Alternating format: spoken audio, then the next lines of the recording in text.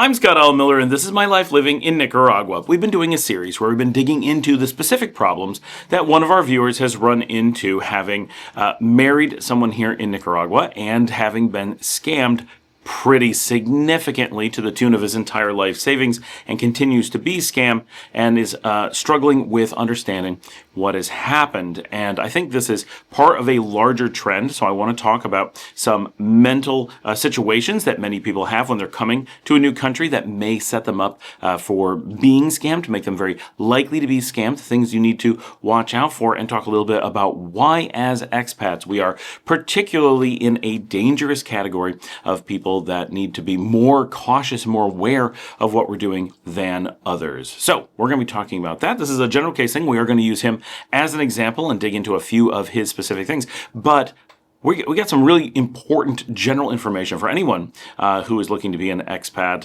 looking to move to a new country, looking to explore the world in that way, which is an amazing thing. There are some things you need to potentially be thinking about, and so we're going to dig into that right after the pump.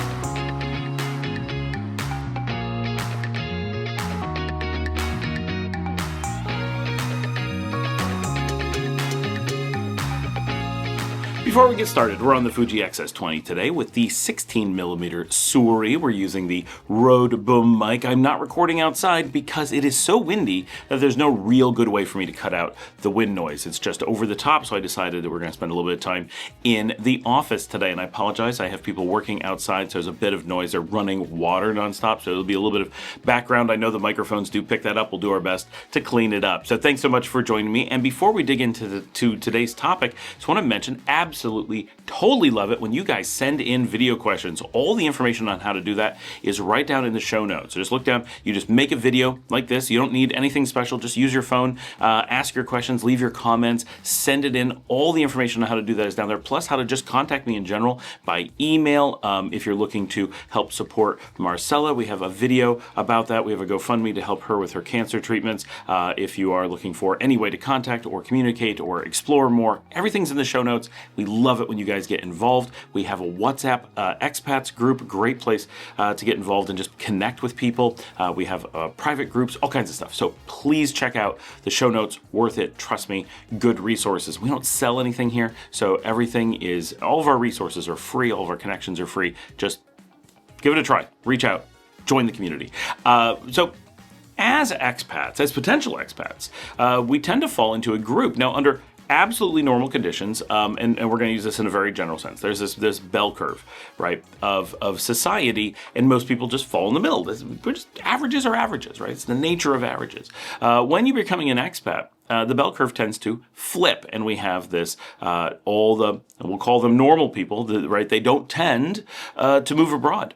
They may go on vacation someplace, but even the median person in most countries may never travel to another country, Europeans being a little bit of an exception. Even there, it's not that much, but especially in places like North America, or in Southeast Asia, or in much of Africa, the idea of traveling to another country does not occur to the median person. Maybe many people do, but the majority simply do not. For those to actually be interested in moving to and living in a new country, it's very much the outliers. A median person, or no one anywhere near the median person within a society, is never going to seriously consider moving to another country, let alone pull the trigger and make it happen. So that's not really something that normal people have to worry about. So what we end up with is people at both ends of nearly any spectrum we look at that end up moving to another country, just in general. One group is those who are doing tons of research. They're looking specifically at where is going to, for example, be safer, cost them less money, offer them a specific opportunity, comes with exactly the weather or resort living or oceanfront or view or whatever, food that they're looking for. That's one group. They're doing lots of research and they're moving towards a place because it makes sense. There's another group who is maybe moving out of financial distress. They're moving because they're at a disadvantage and they have to move and they didn't want to, or they've been tricked into moving, or they're afraid of their own government or their own country, their own neighborhood, and they're moving out of a real or imagined fear. And of course, because this group has, we assume, people who do lots of good research, we have to assume that this group has people who do little to none. And so that is a very dangerous potential position to be in. You're moving to a new country and you may not have researched it. And we talk to a lot of people who fall into this category. And of course, the person who we're going to be using as an example, even after claiming to have been here, he hasn't learned as much about it as you could find out in just 5 or 10 minutes of casual research. So he really falls into a didn't and can't do the research, hasn't and can't use observation to learn from, hasn't and can't use common sense or just logic to figure out what is reasonable, what isn't reasonable, what's likely, what he's seeing, figure out, do the math. Every number he's able to quote says one thing, and then his results from the things he says is something completely unsupported by the things he says, and so forth, right? So you have many people that we talked to, is hardly a specific example, who end up moving to a new country and do so under a great deal of delusions, often believing fake things about the country they're moving from, believing fake things about the country they're moving to, moving for reasons that don't actually make any sense. The move doesn't actually support their goals. And when you have a country like Nicaragua, where it is so inexpensive and so accessible, it's so easy for North Americans and Europeans to move to, you have a lot of people who took not the path of obviousness, right? If you're moving simply where other Americans are going, other Canadians are going, you're just getting caught in the stream and going with the flow, you're going to end up in Costa Rica. You're going to end up in Mexico, maybe in Ecuador. There's really obvious places where you end up when, yes, you haven't done any research, but you're just going with the flow. But in Nicaragua, if you're taking the path of least resistance, you're going to the place that is easiest to get to, easiest to afford, easiest to be allowed to stay, then Nicaragua is very likely that place for a great number of people. And so you have these people who didn't go with the flow, but they just went for the easy thing. They said, well, this place is cheap and easy, and I'm able to do it when maybe other places I'm not. And so they come with a very different mindset, a very different situation, and often not doing research. Some, obviously, to know those things, but for different reasons. And that's not always a bad thing, right? We may instantly jump to the conclusion that that is a negative, and it could be a contributing factor to things being negative. And certainly there is a negative if you're under stress or duress to a point where you feel you have no options and you must go to the one place that's open to you. That is not a great situation. However, it doesn't mean that they aren't doing their research. It doesn't mean they aren't going to fall in love with the place, that they aren't going to be great citizens and participate really well. It just puts them into a group where nothing implies that that is likely to be the case. So the average is going to be a little bit risky or reckless. So because of this, though, because this group exists, this group over here that does tons of research, is very aware of where they're going, has the resources, is not under any stress. When they come into a new country, they are generally pretty savvy within reason because of the nature of being in that group.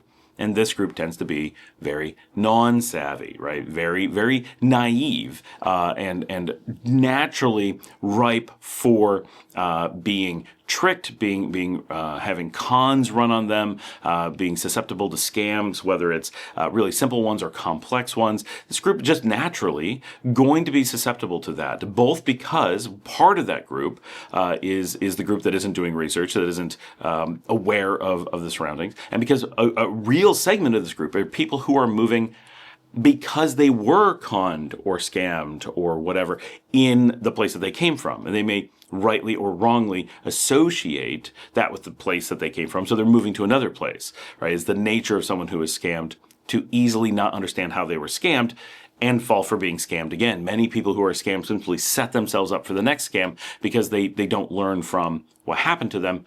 And that's often an underlying contributing element as to what got them scammed in the first place, right? Most people have minor attempts at being scammed all the time, and we learn from it. We see it.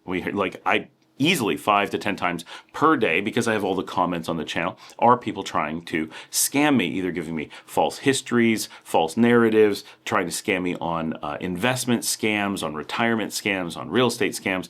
They just flood in, and mostly we mark them as scammers and move on. And it's not a big deal, and I'm used to this. I'm used to constantly being bombarded with spam email. I actually get the mailbox at my company where if you scam anybody and it gets caught, it comes to me. So I'm seeing maybe more scams per day than the rest of my company combined, times many times, right? So I see a ton, and it conditions you to just assume that everything's a scam, to look at everything with a critical eye, and never simply jump to this must be real. It's always this must be a scam. You kind of have to prove that it's real rather than assuming it's real and then have to prove that it's a scam. You kind of look at the world more differently. So a lot of people are struggle with understanding that. A lot of people have empathy for potentially not even real people and really want to make a difference and want to participate and don't want someone to, this is how Nigerian prince scams work, or like there's these patterns. Now, because you're an expat, you're lumped in, whether you're part of this group or part of this group, you are lumped in with a group that includes this group. And so even if you're part of this group, you are identified as being part of the expat community, which is on average at higher risk of being susceptible to scams. So people who are looking to run scams will target you. They will target you because you've just moved to a country. They will target you because you're considering moving to a country. Just the act of considering it means that there's a large percentage chance, much larger than normal, that you're going to be open to being scammed. And even those who are in this group have reasons why scams may be very valuable to run on them, even though you would say, but this group trends very heavily towards being scam aware and much more savvy. But there's a number of things. One, whatever is causing you to pull the trigger at this time about moving to a new place, about considering being an expat, often means you're in a bit of uncertainty. You are at a trigger moment. Now, some people never have that trigger moment. They plan and they do, and it's perfect. But for a lot of people, it's they plan, they consider, and then something happens that adds a little bit of this group mentality to this group, because that's what the impetus to get us past thinking, well, we'd like to move, and now we're actually going to do it. So you may fall into that category. So the act of looking and researching being an expat may suggest to someone that you may behave a little bit like this group, even though you're part of this group. It doesn't matter why. The underlying artifacts are that when taken at a moment where you're discussing or researching expatry, that expatriation, that you are in a susceptible mindset far more often than not. Right? It doesn't mean you are. It doesn't mean you will continue to be. But at that time, the risks of it are much higher, or the likelihood of it is much higher. You also have, even for those who are solidly in this group and moving for really great reasons, at the time that you get to a new country, you are generally bombarded with millions of life changes. You're using a different currency, maybe a different language, living in a new place, learning new laws, learning how to interface with the world, figuring out how to get to the grocery store, what to buy. Your stress level is up. Even if you're super excited, having a wonderful time, everything's great, you still have a lot of new things. You're still in flux in many ways, and nearly everyone, 95% or greater of people who do this go through a period, often many months, where they are still finding their feet and figuring out exactly how to define their worldview and framework in context of the new place that they're in. There's all this learning curve that goes on, and that's great and exciting and wonderful and and none of that's negative. But during that time, you are especially likely to be susceptible to cons and such. And a common one, right? Here in Nicaragua, it is not unheard of. Nearly all people in their first month or so encounter a woman in the Central Plaza who will come up with a baby and say, oh, that the baby is starving and they don't have any money. And they know that if they get you when you first arrive here, that Americans are taught that Nicaraguans are so poor, they can't afford food. All this plays right into this vision that's been created for you, and they know to look for people who are staring starry-eyed at the main plaza, and they'll come up and they don't ask for money, which puts you takes away a lot of that defense. Oh, she doesn't want money. Oh, she wants baby formula. Well, of course I'll go to the store with her and buy her baby formula. Right? So you go and spend however much baby formula is, $10, $20, and you give her the formula, and she's so thankful. Oh, this is great. My baby will eat.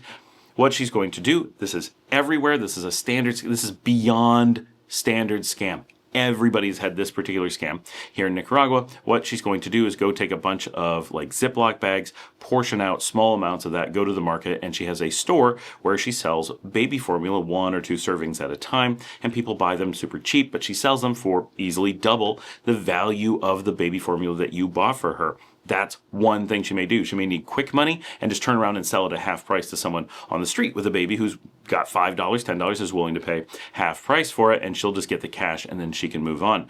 It's both a form of kind of soft money laundering, right? She's laundering the money so that the money you gave her never shows up as having come from you, that they can't trace it to your gift in any way. And she's also in one case doing a quick turnaround, so there's no real advantage. But if she's doing that extra step and taking it to the market and selling it in small portions, she's raising the cost of it. So not only is she getting the amount of money that you gave to her, she's then running a business making profit off the top of that. This is a super standard con, and everyone gets it. Another one is when you first move into a new country, it seems, especially here in Nicaragua, consistent.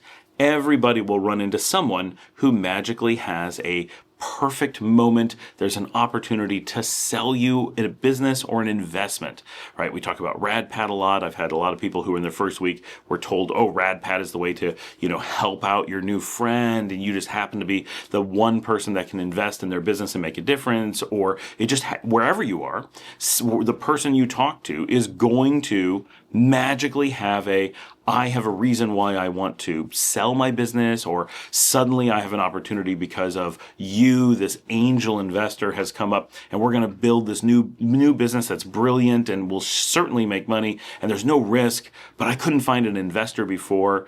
These things don't make any sense. If you live in Nicaragua, of course, you know that no one's going to do these things, that if there was really a good business plan, investors are everywhere, right? Savvy foreigners who've lived here for a long time certainly have the kind of money saved up that they could invest if someone had a good plan. We would know what a good plan looked like, and we'd jump right on it, and we would have those relationships. Those people know they can reach out to us that are here, and they're not. Because it's not a real business plan. It's not an actual opportunity. It's a fabricated situation based on you're in your first few days, and you don't know what a baseline is. You don't realize that every single foreigner is given the same offer every day, that this is just how the scam is run. And it doesn't necessarily mean that it's a deep scam, someone's running a long con. It's that everybody is going to look to take advantage of you with some story when you first get off the boat. It's just how it is. There's so much money to be made off of clueless expats who haven't figured out what is and isn't reasonable yet, and they know that if they catch you in the first 1 or 2 weeks especially, but at least in the first 6 months, that you'll have no concept of value, of return, what's safe. You won't have trusted lawyers and such yet. You won't have established those resources. You won't have someone very likely like me who's going to go, whoa, why would you ever consider anything, buying a house, investing in a business, anything in your first 6 months? Like, that's no. Even your first 1 to 2 years, really pushing it. But your first, early on, those people are not, right? They're not doing you a favor. They're not, it's a terrible situation.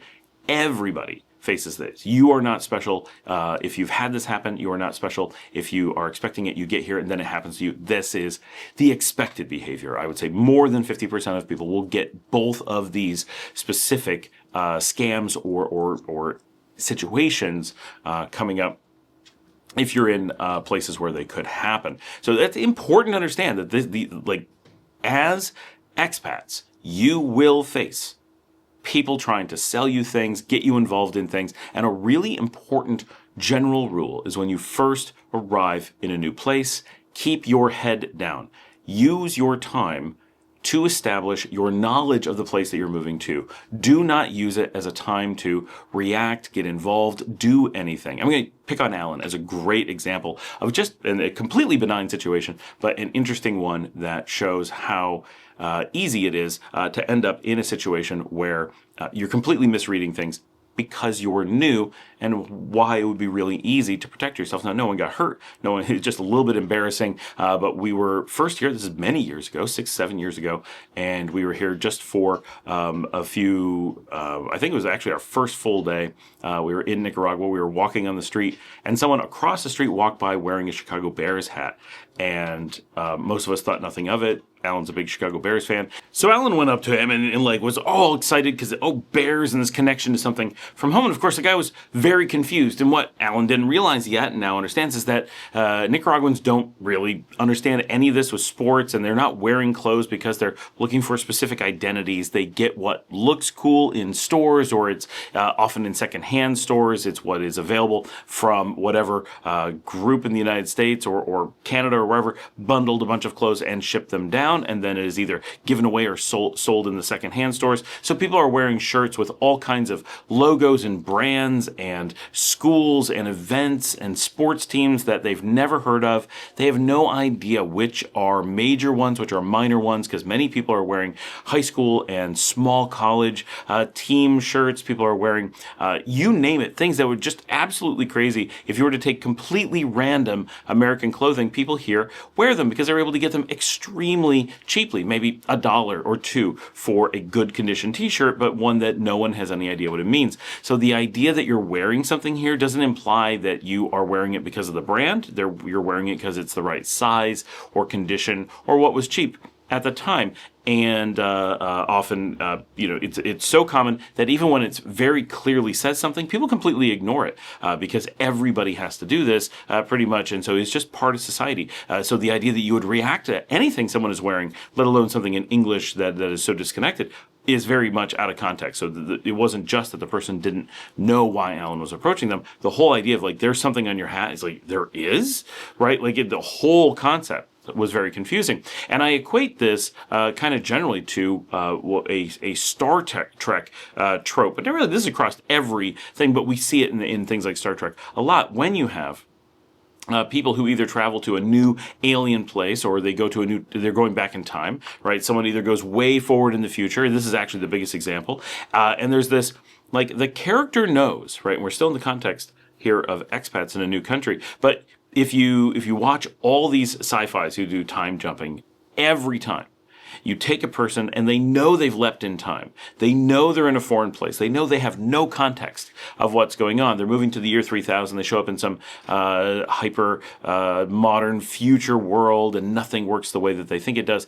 And then they see something happen that you would, if you were seeing it in a modern context, in a current context, would be very bad, right? You would need police help. You'd have to go assist someone or something. And nobody in the world reacts. But the person who's out of place, the person from long ago, from our time, panics and goes and tries to get involved and tries to be the one person to ask for help or try to fix the situation or whatever, instead of stepping back and going, I don't know what I'm looking at, let's watch everyone else react.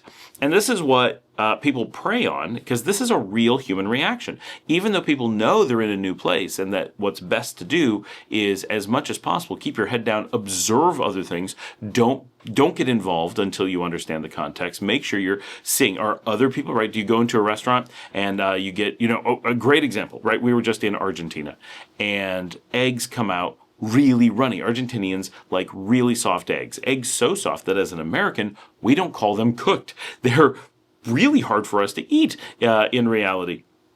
Argentinians love it because it's what they're used to. And of course, it's cooked enough to be healthy. It's just a different form of eggs than we are used to. And if they were to eat ours, they would generally perceive them as overcooked or maybe burnt. Not really burnt, but you get the point. And by going to Argentina, do you react? I can't believe you didn't cook my eggs. Or do you look around and notice that everybody's eggs are like that, and that you go to the next restaurant and they're all like that, and instead of reacting and being like, no, how could you do this? You go, oh, I have to specifically ask for better cooked or more cooked eggs. It's called good cooked or well cooked is the translation. So it's not the way, it doesn't mean it's cooked badly when it's not. Just like well done kind of implies that rare isn't well cooked, but most steak eaters will tell you that a properly cooked steak is much more rare than it is well done.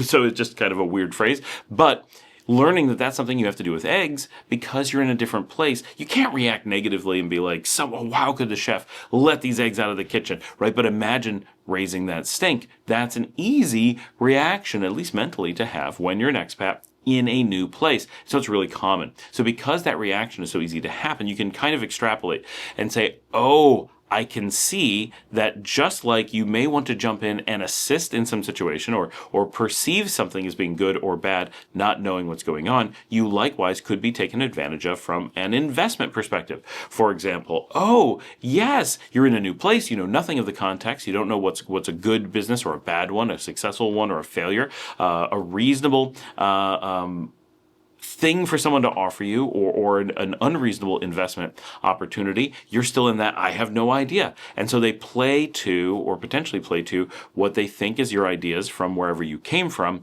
and try to convince you to do whatever based on that. And those of us who are here for any length of time would immediately be like, that is clearly a bad business venture. Why is it a bad business venture? Well, because the people who are here that could invest in it aren't. That alone is telling you it's a bad business venture. People will tell you, oh, we can't find anyone who speaks English. We can't find an investor. They'll always try to find something that makes you the savior. And we love being saviors. Humans just love being this. Oh, I've come here to this country, and people are happy to portray themselves as disadvantaged. Not all people, obviously, but people who want to take advantage of you will simply portray themselves as being poor or disadvantaged or limited resources, and you could be the person to save them. You could make all the difference. And of course, you're in your first days, you're like, oh, is it really so terrible here? I just happened to get lucky and meet this person on my first day. Every expat has the same story. The first 5 people I met, they're all like my super close friends. They all want to hang out with me. That's probably not normal, right? Give it time. Like, of course, make friends. Of course, go out and hang out with people. Of course, but be wary. Everyone's going to have an opportunity in those first few hours, first few days. Everybody. And it's best. Give it time and study. So we're going to dive into this kind of part 5 of the trapped wife saga and talk a little bit about what's really happening and dig into probably why this happened so that you can see what's going on and prepare yourself for how you can protect yourself from this happening, both by having better behavior, right? Let's be good expats. And good expats are generally quite protected from the more severe of these scams. As I'm recording this video, we actually got, during the time I'm recording it, got a number of responses from the person who was having the issues for the trapped wife saga. So we're going to talk a little bit about the potential problems that you run into here, and then we're going to go into we're going to actually read his current update. So we're doing these quite significantly out of order. It's worth noting. This is part 5 from my perspective that has been recorded, but he's responding to part 2, which is all that has been posted. That is the sequel video, if you're watching that series, and it will be followed up shortly by the episode 3, which is the one about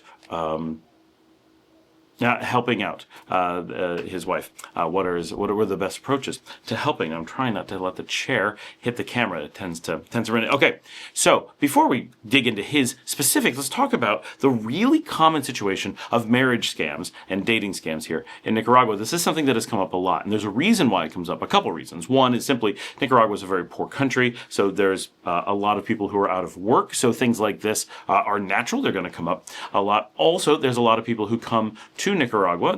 Now there's this new movement of passport bros, but that is not actually a new thing. Calling it a name and having a kind of organized community around it and tons of YouTube channels trying to promote how it's done. People making money by selling advice on it. Whatever has become kind of a new thing. But the idea that Americans move abroad, of course, for truly nefarious reasons, is well known, well documented. A senator went to the Philippines for the purpose of researching just how bad that really was, and came back pretty appalled by just how badly Americans are traveling to the Philippines and what they're going there for in so many cases. But on a much less nefarious level, many Americans come to, especially men, but not always, come to places like Nicaragua, hoping that for some reason the income disparity or some factor will create a situation where it's very easy to meet a potential partner, maybe a spouse, right? And going out looking for a spouse certainly doesn't sound like a bad thing to do, and it's not, of course. Loads of people, of course, if you talk to dating experts, are likely to tell you that looking for a spouse is not a great process for finding a good one. You're going to tend to find people who are in the same kind of, like, it's just not a great situation. You kind of want to live your life and find the right person organically and just fall in love and move forward. It's not always possible, right? And there's been great successes in completely different cultures with arranged marriages, for example, which is kind of the polar opposite. So it's not that there's only one answer, one size fits all. However, it is important to understand that because of the approaches that are often taken, because of the groups, because of trends, that moving to a new country or visiting a new country with a specific eye towards dating or marriage very often will result in a poor situation, and certainly makes you very much a target for dating scams. Of course, who is going to be more likely to be a target than someone who's going out looking at that being the purpose or a key purpose of why they're in a new place. And because that happens so often, it becomes quite a thing. Now, of course, many people travel anywhere and are just like, well, of course, when I'm traveling, I want to date. If I'm dating, I may want to marry someone. Of course, like that, it's just a natural part of life. So it makes sense that there's tons of it going on. If you're going to live somewhere, where else are you going to date? But there is a very specific difference between I'm choosing a country, moving there, and then falling in love with somebody, or I think this is where I'm going to be able to fall in love with somebody, so I'm going to move there, right? It does create a different mindset, and I hope that makes sense and that people understand what I'm trying to say with that. So, and really, like, legitimately coming and looking for someone to be a life partner is a great thing, right? Everyone wants someone to be with them and not to be alone. Well, many people do. Many, I suppose, a number of people do not. But again, you get the idea. So it's a reasonable thing to want to do. But certainly, jumping into a new culture, like we said, there is this problem that it takes quite a long time to really understand what's going on, to get a feel for a place. And if you're jumping to 3000 AD, you're not going to understand the things that you're seeing. You're not going to understand what's going on, and you're going to be very confused because the context, the framework that you have for understanding dating is especially difficult, right? And I would say that Nicaragua is a really unique market, and many Americans are told it is a very conservative market. It was very slow. It is very different than the U.S. It is true, it is very different than the U.S., but one of the things that Americans really end up being either caught by surprise by or not understanding is that it's actually, in general, a much more liberal, a much much more fast-moving market than in the U.S. In the U.S., you might expect to date someone for, let's say, a year, or at least 6 months before talking about marriage. You would give it some amount of time. Maybe you'd say, I'm marriage-minded, but you're not talking about maybe we should get married until you've been together for a number of months, and it's not uncommon for it to be a number of years. That is an expectation. But in Nicaragua, that would be really crazy amounts of time. You would never expect someone to wait years, let alone months. Well, I guess the other way around, months, let alone years, for talk of marriage to be a serious thing. Here, it is really common for marriage to happen, or what they consider marriage here, which is another topic we've talked about before, but we'll just call it Nicaraguan marriage or less formal marriage, is generally expected to happen within your first several days to several weeks of dating, and going even a few months is quite surprising. But a few months would not be a huge shock. Going more than a few months would almost move into surprising category, whereas Americans will often be told that to expect years and things to move very slowly, which really doesn't make very much sense if you think about Nicaraguan culture from perspectives that Americans may not have, that Canadians may not have, but so many people are having children in their teenage years, and if they're not, they're going to be having children very early in their 20s. It is extremely rare to wait until the later 30s, let alone the later 20s, let alone into the 30s. It could happen, but it is not the norm. So because of that, the expectations, the framework that people have for dating and marriage is one where these things have to move quickly, because if you don't start dating until you're an adult, right, maybe you're somewhere between 18 and 20 years old, and you start dating, well, if you wait until you're 22, right, 2 years of that's 10% of your life, and the age at which you're generally expected to be on a second or third child in many cases. Now, again, it's not that everyone's expected to do that. It's not that there's huge pressure to do that. But in a society where those are the normal ages, to wait and have a dating process where you're like going through courtship, going through engagement, and eventually considering yourselves married before raising children would basically mean either it throws the entire math of the system out of whack, or you're basically guaranteeing that all children are had before you get married, and marriage is just something you do afterwards, which can happen, of course, but is not the normal assumed way. And if you're talking about a conservative society, that would not be at all applicable, right? That'd be completely backwards from what you're expecting. So Americans are often caught by surprise that Nicaraguans will be presented from foreign media as, oh, you're going to wait a really long time. And then you get here and it's like, oh, no, you're dating. They're expecting that this to be marriage by the end of next week, right? And you're like, what? Right? It's a completely different world. People are truly surprised. Now, casual dating does happen. People are aware sometimes when they're dating casually and not looking at a serious relationship. Of course, it is not a wildly different market. It is not going to completely change the rules of dating, but the things that move really fast and the perspectives that people have that it's this highly conservative place is just not accurate. And you can easily go out and watch, right? You don't have to actually go out and dance. You don't have to get involved. Like I said, keep your head down, observe things, learn from watching people, learn from listening to conversations, start talking to people, slowly ease your way in to understand a culture. You can go to the clubs in the Zona Rosa in Los Robles in Managua. You can go to the same basic thing in in Matagalpa, here in León, in Jinotepe, all over the country. San Juan del Sur is misleading because it's so many expats. That would not be a good indicator of anything Nicaraguan. But going to these other major towns and going to see what their nightlife is like will give you a very eye-opening and very rapid education on what you're being told is clearly not true, right? The way that people dress, the way that people dance, the way that people date, the way that people interact is not what is often portrayed from the outside. So all of this, right, the reason that we're talking about it is because the coming with a mentality, one, that you're looking for somebody, right? I'm coming to a new country because I want to meet someone. That's going to put you into a dangerous position right there, right? You don't want to come with that. You want to make sure you're coming in, establishing your life, making yourself in a good, healthy position, and then organically meet someone who fits with your lifestyle, who fits with your personality, and you know, kind of through normal dating in most cases. I understand people struggle with this. You can end up going a long time. Not everyone has the ability to just meet people, but there's a way that it works really reliably and ways that it's more difficult. And of course, like other countries, Nicaragua has really strong online dating options. People do that all the time. People need to meet people when not going out and such. People work long hours and need a way to connect. All these things exist. All these patterns are still here like other places. So you can do those things.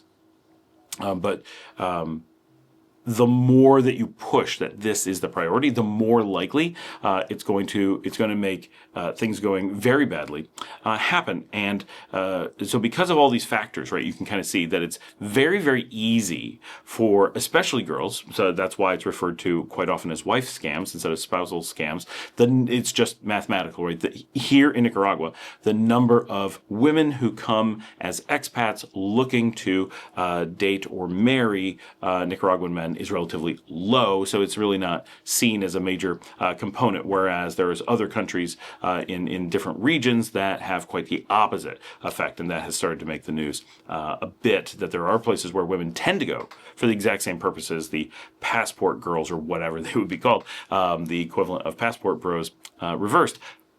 So, knowing that these trends exist, then it's important to understand that there are a lot of girls and women who are aware that there are large numbers of expats from all over the world who come to lots of different places, Nicaragua being one of them, and are quite anxious to meet someone, to date someone, possibly to marry someone, and they know that people moving newly to a country, they don't have contacts, they don't have resources, they don't have a lawyer, they don't have family support, they don't know the right people, they don't know how much things cost, they don't know how much, right? It's a really common thing to hear about people who are who are caught in a situation where someone was kind of looking for the situation that they're in and taking advantage of it. So these scams can come up. And what do these scams mean? Well, there's a lot of different things that can happen, right? Long dating cycles where a lot of money is expected to be spent. People want to get formally married and try to get foreign visas. Once they have those visas, maybe they leave you. There's a lot of different things. Generally, it's financial and or visa gain. Of course, many Nicaraguans believe that by marrying a foreigner, they will automatically get residency somewhere else. That is not how it works in a lot of places. U.S., Australia, right? You have to jump through a lot of hoops to get visas after the fact. And in many cases, they're not available at all, or they're very expensive, or take many, many years. And so you end up, and you can see why would people go into these relationships with the thought process of, well, we're going to do this, but we're never going to be together, right? We have no long-term plan. There's the short-term plan is to be apart for potentially half a decade. Those are really rough things, especially as a Nicaraguan who is often looking for having more children. Americans are much less likely to be in that position. Nicaraguans generally see, well, that's why you get married, is you plan on having kids and you want financial stability and you want to be together. And if you're not able to be together and you're not able to have children, and you're not able to get a visa, other than financial benefit, there's very little to a relationship. And so you can really easily see why a situation would become very focused on financial gain when all other reasons and benefits and purposes for marriage start to evaporate. And it's not that people can't be in love and just be like, we're going to make this work, we're going to be separate. Of course they can, but it doesn't make a whole lot of sense for someone to move to a place like Nicaragua with that mindset. Well, we're just gonna be apart for a really long time, and maybe someday we can make it work. And it doesn't make any sense for a Nicaraguan to, have someone move in to their country, spend time with them, and say, let's get married, and then not be together, right? But that is quite often what ends up happening. And so there is this really strong pressure that there is no relationship except for the potential for financial gain. There may not be any other interaction. You may never have an anticipation of being able to see each other again, right? And once it's, well, yeah, I'm married, it's a technicality. They live in another country. We barely ever FaceTime each other, and we each have to go about independent lives. Everybody has to go to work. Everybody has to go day to day, and you're not even thinking about the other person at some point. You don't have shared children. You don't have shared housing. You don't have shared transportation. You don't have shared jobs. There's nothing other than maybe one person is sending money to the other. And that ends up being it. And it's purely a financial transaction. So when I first came to Nicaragua 10 years ago, I knew a number of expats, and they all had this story that they had rushed into relationships with women who lived locally, moved all of their money into the woman's bank account, and then the family took off with the money and just left them. And they were left with no bank accounts. And of course, it was the wife's money equally, and so that she cleaned out the bank account, they had given her the money, right? So legally, they had no recourse because she had done nothing technically illegal. And they had been tricked into giving her the money, thinking that they had a real relationship. So that what used to be a lot more common. We don't hear about it so much anymore. But these kinds of things really do exist, really do happen. And both sides, there is a behavior of expats moving into a country that makes you very likely to be a target for this. Going out and putting out first of all, going to touristy places ups your risk, right? If you're going to a small village somewhere and just, hanging out at a bar and end up meeting a person, really unlikely that it's a person who is out seeking to take advantage of you. Doesn't mean that they won't. We all know the same thing could happen in your home country. But it's far less likely when you meet someone in a natural way, when you're not going out of your way to try to meet someone. If you are really using your financial assets or the fact that you're a foreigner as a reason for someone to likely want to date you, those are going to count very strongly against you, right? Why would someone be looking for someone specifically because they have a lot of money, specifically because they're flaunting that money, specifically because they're flaunting that they are a foreigner? Yes, some people do just find people from other countries interesting, and that's valid, but in general, you're a mark. Right, and that just you don't offer. There's so many things that a Nicaraguan or whoever is local would offer a spouse naturally, right? Shared life experiences, very easy for families to integrate. Raising children is very easy together. Sharing jobs and homes and never having to be separated because of sanctions or travel requirements, visa options, and so forth. There's just so many reasons that being involved with a foreigner creates a lot of complications. So those are things you have to overcome, and for people to go out of their way to find that, it's not very likely. Now, to avoid it, no, not everyone's going to avoid it. That's fine, and that's where everything should work out just fine. There's only so many foreigners, so you're in a pool of people who are somewhat interesting because you have that different life experience or whatever.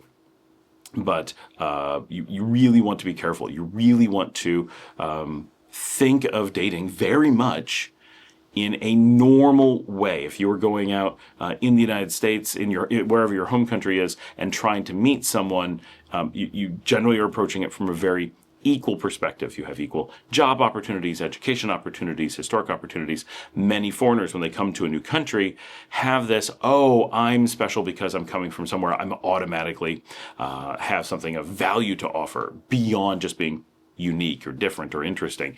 And that's a dangerous mental position, right? Very often North Americans coming to Central America bring a bit of the I'm here to save people mentality. I'm here, I'm important, I'm special in some way.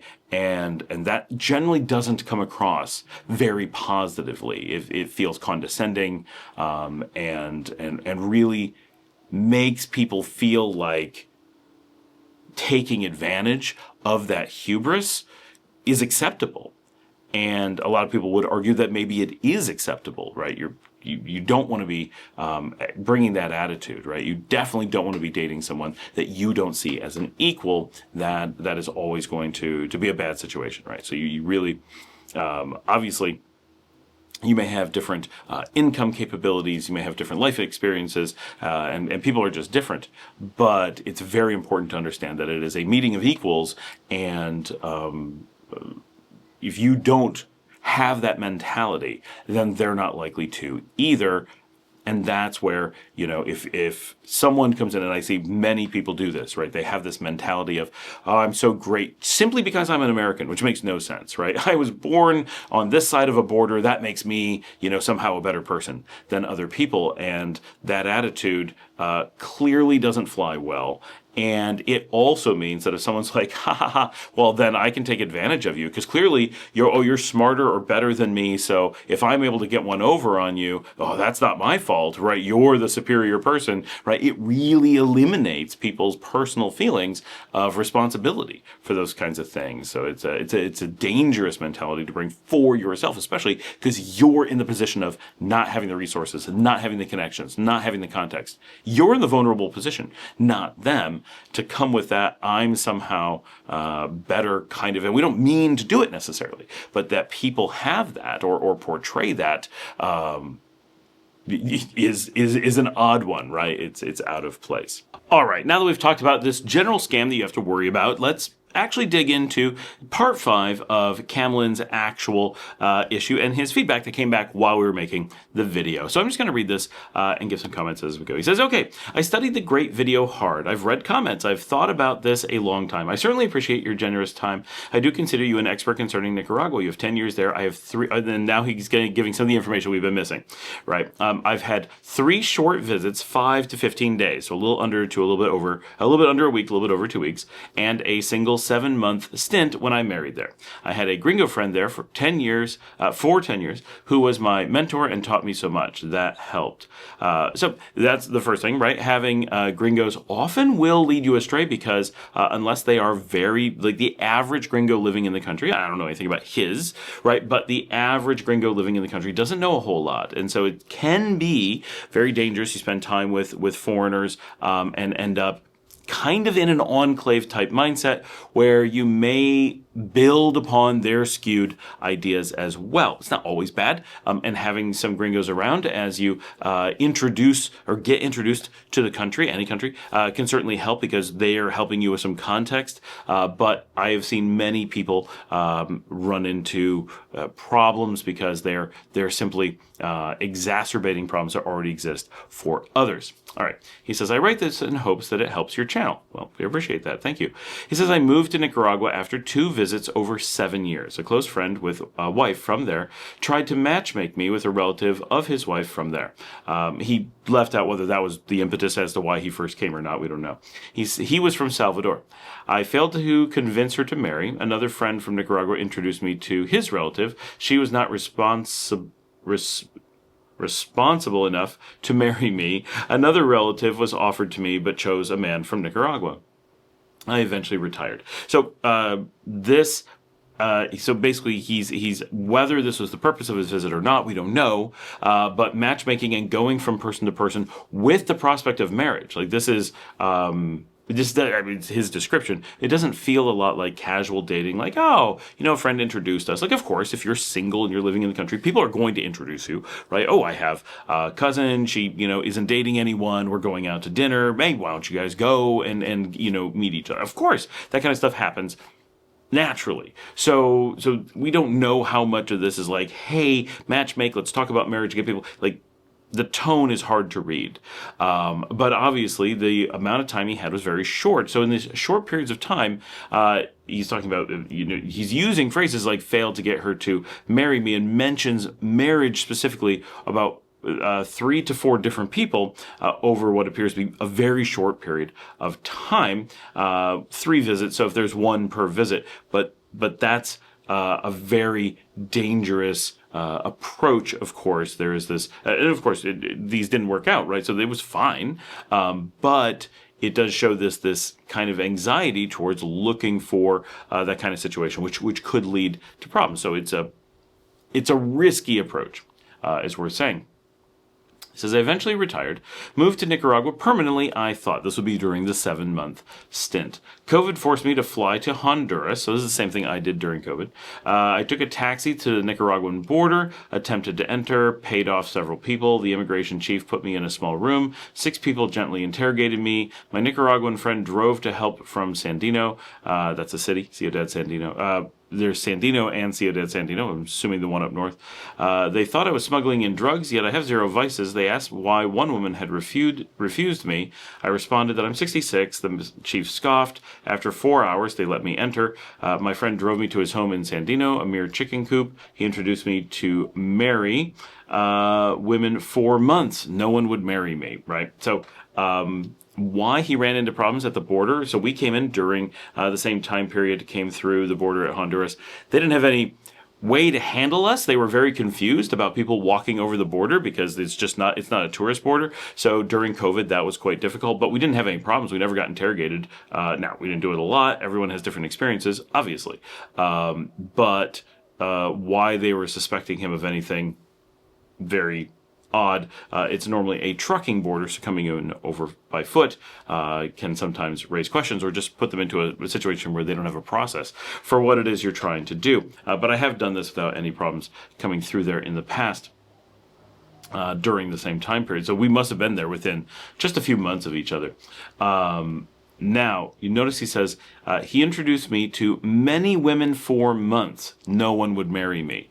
So there is clearly loads of women that he's attempting to marry during this time period. Now, we're missing details. Did they date for periods of time, have wonderful relationships, and actually come to the place where they would expect to want to get married?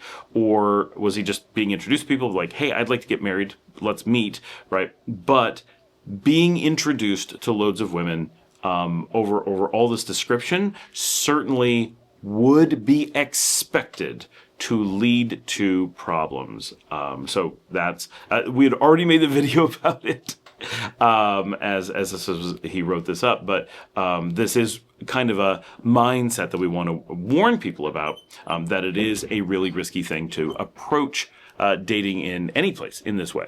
Anytime that you're taking a "I'm here to get married" approach, which, yes, again, like this is essentially just looking for an arranged marriage, more or less, but outside of cultures where that is the approach that is used, generally you're going to find that this triggers a lot of concern for people. So that's one reason why these women are probably less interested in getting married. Like, that's not a way that Nicaraguans approach things normally, and it is very much putting him at risk that these women may have been encouraged to be. Depends on who they were and why they were being introduced. Maybe it's through a family member all the time. That does potentially help, but it's just not a process that I would recommend out for most. Like, so many things to go wrong.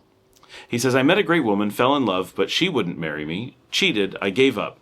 Tried to start a business, ran out of money." Now, we warn people. Now, he did this before we were warning people. Starting a business in Nicaragua is, of course, not advised. If you're going to do that, watch our countless shows. But basic things are, until you've lived here for many years, you don't have the context to know how to start a business safely.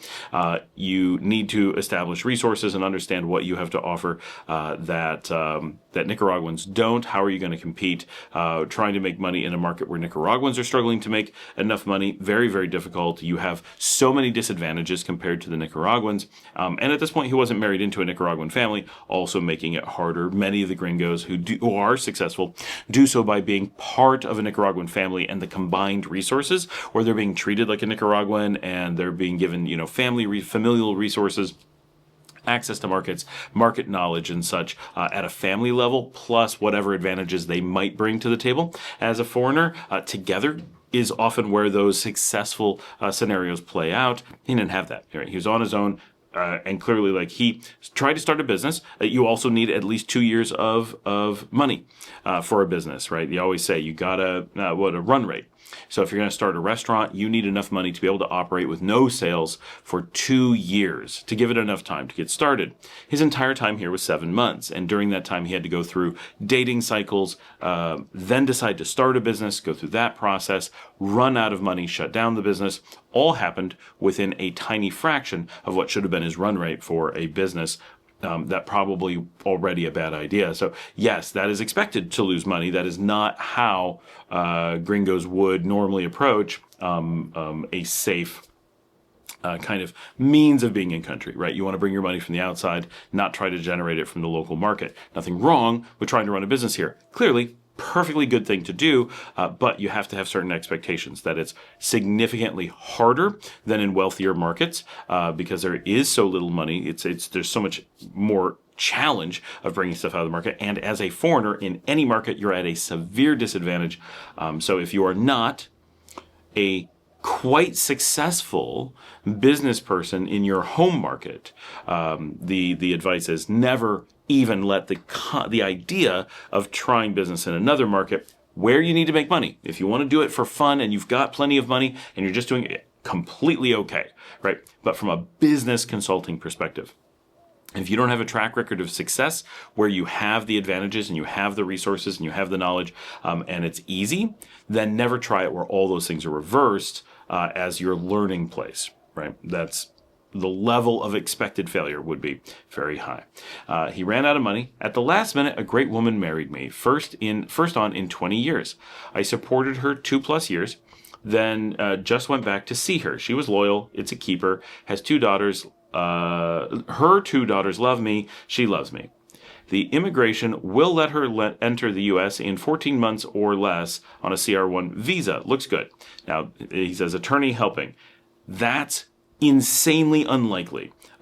People who are in the U.S. are consistently unable to get Nicaraguans with resources, with lots of resources, into the U.S. People who've been married for years, own businesses, have loads of resources to bring a spouse in from Nicaragua, still can't do this.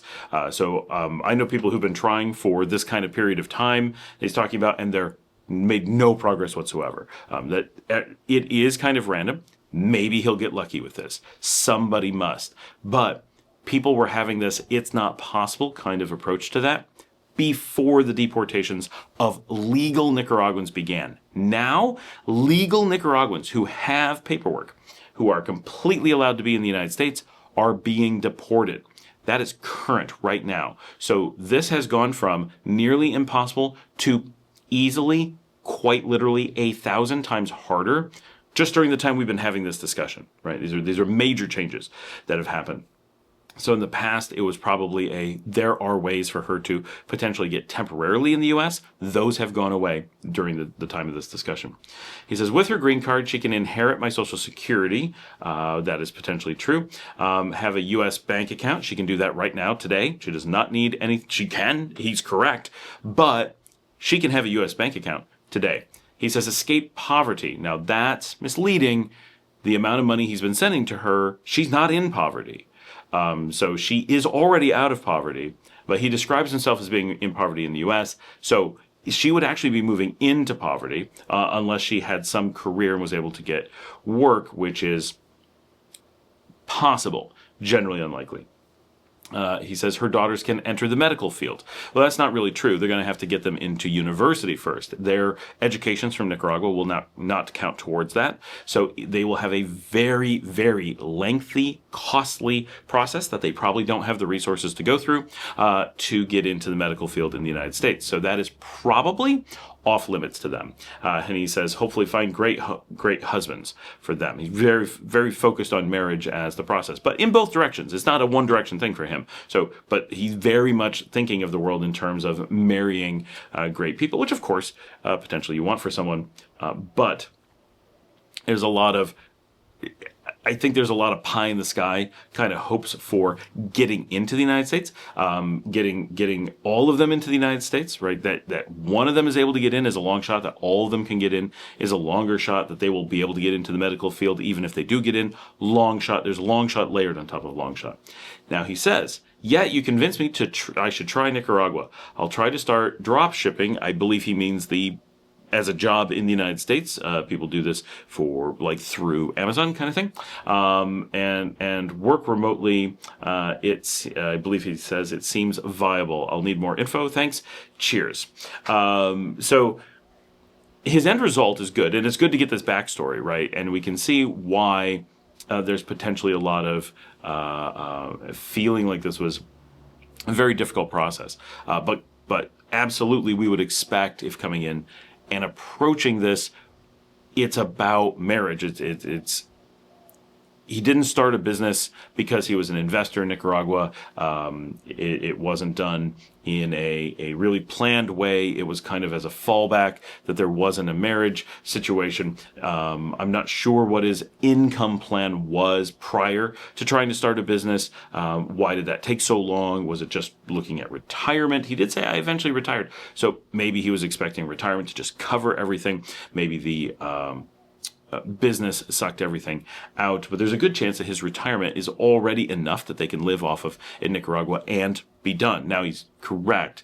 She may not be able to inherit his Social Security under the current system, but there are potentially ways to do that. I am not knowledgeable of them, but that is something to be looking into. I think more importantly than looking into the visas to go to the United States. I think one is relatively likely to be something he can achieve, and one is almost certainly one that he can't. We lost the light while we were doing today's video, but the important thing is understanding that it takes time to understand the context and everything that you're seeing, and when you first arrive in a country, you are in a position where you are most likely going to be vulnerable. You don't understand what you're seeing, and people are aware of this, so it's a very important time to watch out for everything. You don't want to start a relationship when you're new in a country. In most cases, you do not want to get into business. You don't want to buy a home. You want to keep your heads down and be aware that, one, you are excessively vulnerable because you aren't aware of the things you need to be aware of. And two, you are a target. People know that new expats are in a process of life upheaval, and all people going through major change and upheaval are more vulnerable, and that expats are a group that often has a large segment of people who are generally more vulnerable, more likely to give into conspiracy theories, believe wild claims about governments or about societies or rules or laws. They're much more likely to accept that maybe things are scary and that they can't go to the police, right? A common thing is people are told that they won't have rights, they won't have freedoms, they won't have protection, they'll be punished for exposing things, and they don't know when those things are or are not true. They'll be told that someone is a random person scamming them or robbing them. Will say, oh, you can't do anything to me because I'm related to someone or I have connections with someone, and you have no way to know. As unreasonable as that is, it's a scary thing, and it's a powerful tactic because we don't know what's reasonable, and so people pull those tactics all the time. This was pulled on even Allison and her husband in the Allison's Journey story. One of the things they were told is that the drunk that was killed in the accident, well, he's actually one of the leaders of the country, and so they're in big trouble, and they better not try to exercise their rights because something bad will happen to them, right? Which of course is fanciful, but depending on where you come from and depending on how likely you are to believe conspiracy theories, it is really common for certain segments of the population to simply give in to these panics about all authority figures and believe whatever they're told and lean towards believing whatever they're told. And that makes them very vulnerable, right? And a lot of people move to a new country because they tend to believe these things. And sometimes they're true, of course, which makes it that much more difficult to discern when it is or not. And so all these things come together and make you a target and make you more vulnerable. And it's the best time to do all that you can because everyone goes through this. It's just a barrier you have to get through in being in a new country and being in a new culture and society, and just not having those personal resources and knowledge yet. You just have to push through it to get to safe. So keep your head down. Don't draw attention to yourself. Don't jump into situations, and don't allow people to propose that you become tied to people or businesses or whatever when you're new to a country. Simply take time off from structuring those parts of your lives and use that time to discover the place and maybe discover more about yourself and be ready for making those connections when you have achieved an appropriate level of understanding of the place you're in. Thanks for joining me. Like and subscribe. If you'd like to help support the channel, you can buy me a coffee at buymeacoffee.com/Scott Allen Miller. We have all the information in our show notes. Many of you know that my co-host Marcela has been in the hospital with cancer, and we have a GoFundMe to help her with her treatment and getting her children taken care of and her house taken care of. And sorry for the dogs playing in the background. Once again, even inside, wherever I go, the act of me recording causes the dogs to freak out. They sleep quietly all day until I do the show. Thanks for joining me. I'll see you all tomorrow.